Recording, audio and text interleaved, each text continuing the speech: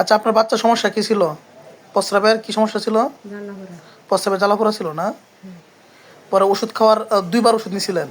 হ্যাঁ, বলেন? ২ বার ওষুধ দিয়েছিলাম। ২ বার ওষুধ খাওয়ার পরে কি ভালো হইছে? ভালো হয়েছে।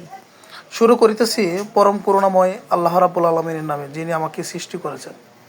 আসসালামু আলাইকুম। আমি হোমিওপ্যাথি ডাক্তার শাকিল।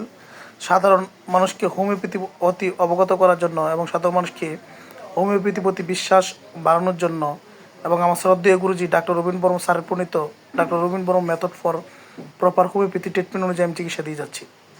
ওনার বাচ্চার বয়স ছিল তখন ৮ বছর। ৮ বছরই তো ছিল। প্রস্রাবে ইনফেকশন ছিল, ইউরিনারি ট্র্যাক্ট ইনফেকশন ছিল।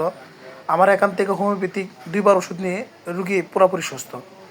আমি, তাই তো? বাচ্চা তো পুরোপুরি সুস্থ। হ্যাঁ, অসুস্থ। আমি রুগীর লক্ষণ ভিত্তিক চিকিৎসা দিয়েছিলাম। নবীন ডাক্তারদের দেখাতে চাচ্ছি কী ওষুধ দিয়েছিলাম। রুগী ছিল গরম কাতর, পানি পিপাসা বেশি ছিল, পায়খানা কঠিন ছিল, মিষ্টি পছন্দ ছিল এবং শরীরে প্রস্রাবে জ্বালাপোড়া ছিল। এর এই প্রেক্ষিতে আমি sulphur 50 millesimal scale of potency দিয়েছিলাম, তাতেই চমৎকার রেজাল্ট আসছে।